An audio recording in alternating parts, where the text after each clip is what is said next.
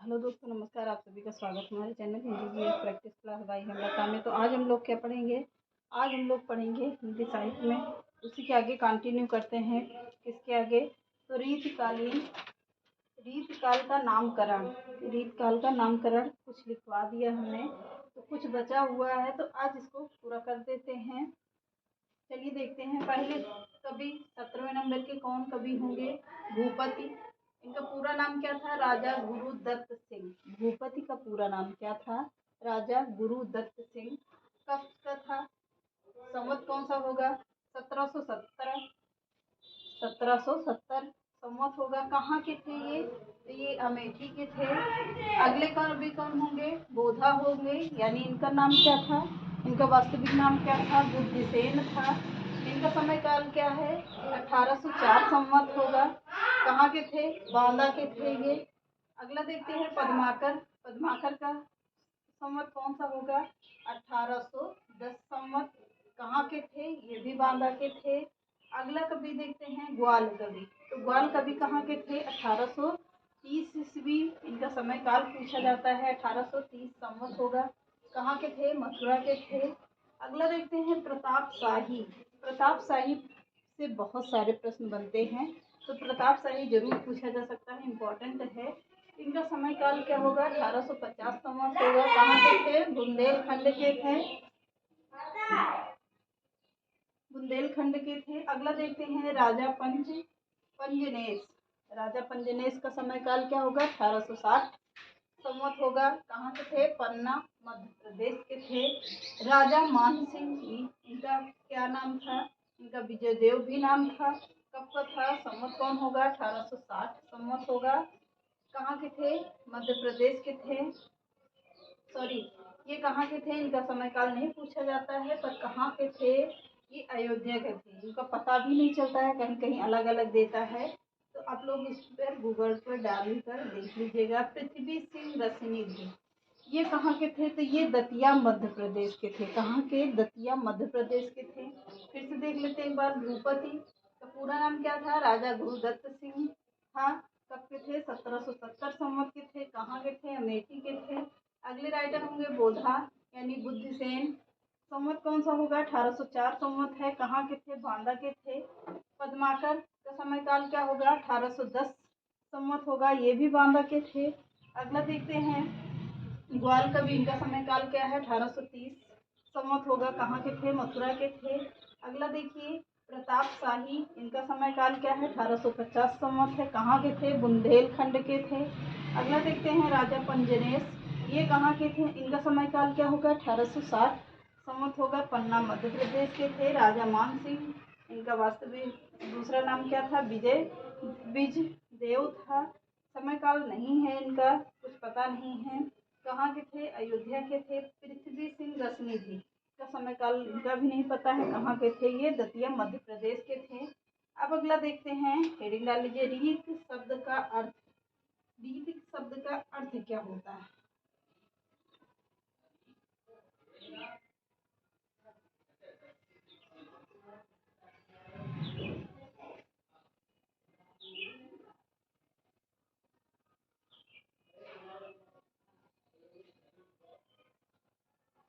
चलिए हेडिंग डाल लीजिए, रीत शब्द का अर्थ। रीत शब्द का अर्थ, हेडिंग डालिए। अब इसमें क्या होता है? रीति शब्द से लक्षण लिखिए। लक्षण पूछा जाता है। लक्षण, उदाहरण, उदाहरण होगा लक्षण और उदाहरण। अपॉइंट करके लिखिएगा। रीतिकाल के अधिकांश कवियों ने काव्य शास्त्र ही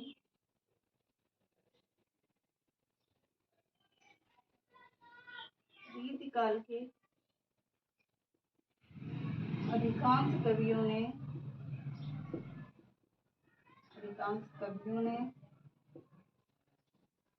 काव्य शास्त्रीय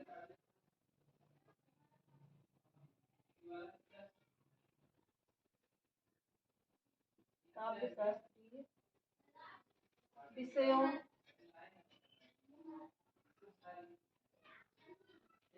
यानी रस छंद, रस छंद, अलंकार,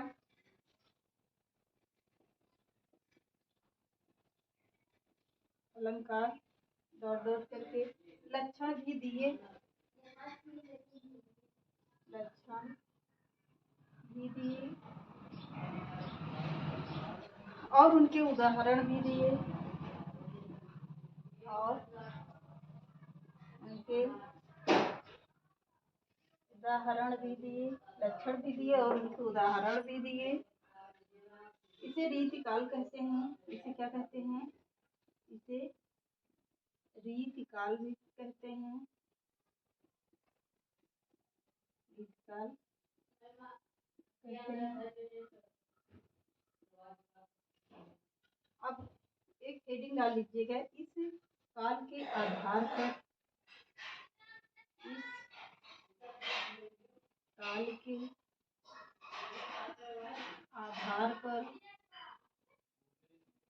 इस काल के आधार पर रस काल को,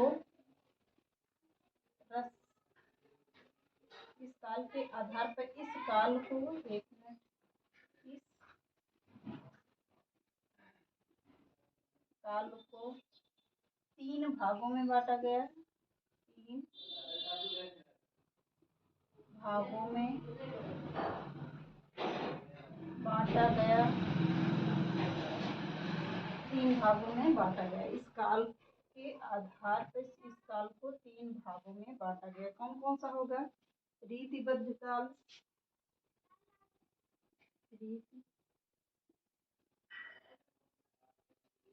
रीतिबद्ध, दूसरा होगा रीतिसिद्ध,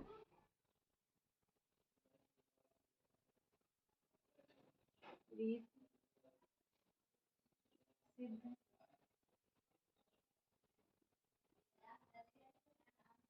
तीसरा कौन सा होगा? रीतिमुक्त।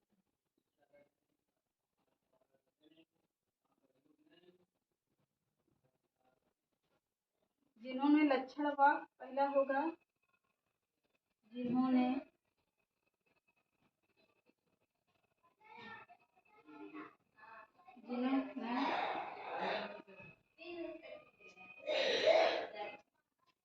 लक्षण व,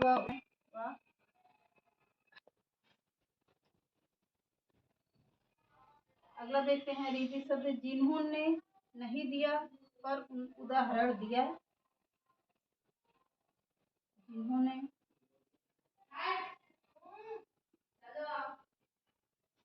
नहीं दिया, क्या नहीं दिया? लक्षण नहीं दिया, जिन्होंने लक्षण नहीं दिया पर उदाहरण दिया,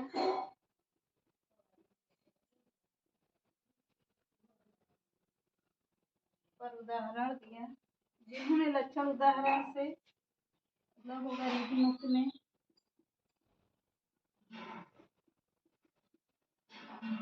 जिन्होंने लक्षण उदाहरण से,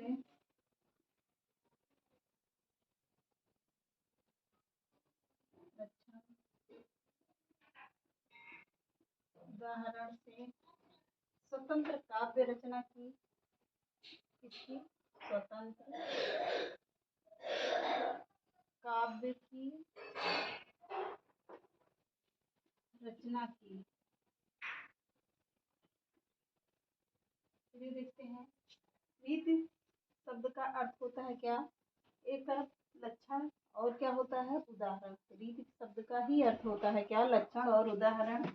पॉइंट करके लिखिएगा, रीति काल के अधिकांश कवियों ने काव्य शास्त्रीय विषयों पर रस, छंद, अलंकार, लक्षण भी दिए और उनके उदाहरण इसे दिए, और इन्हें क्या कहा गया? इन्हें रीतिकाल कहते हैं। पॉइंट करके लिखेंगे, इस काल के आधार पर इस काल को 3 भागों में बांटा गया। कौन कौन सा होगा? रीतिबद्ध काव्य में होगा जिन्होंने लक्षण व उदाहरण दिए, उन्हें क्या कहा गया? रीतिबद्ध कहा गया। रीति सिद्ध का अर्थ होता है क्या? जिन्होंने लक्षण व उदाहरण नहीं दिए पर, जिन्होंने लक्षण नहीं दिया पर उदाहरण दिया, उन्हें क्या कहा गया? रीति सिद्ध कहा गया। अगला देखते हैं रीति मुक्त। रीति मुक्त में क्या है, जिन्होंने लक्षण व उदाहरण स्वतंत्र काव्य की रचना की उन्हें क्या कहा गया, रीति मुक्त काव्य कहा गया। तो चलिए एक एक को पढ़ते हैं हम लोग कल। तो आज के सेशन में ही समाप्त करते हैं, मिलते हैं नेक्स्ट क्लास में। तब तक चैनल पसंद आए तो लाइक कर दीजिएगा, सब्सक्राइब ज़्यादा से ज़्यादा। नमस्कार।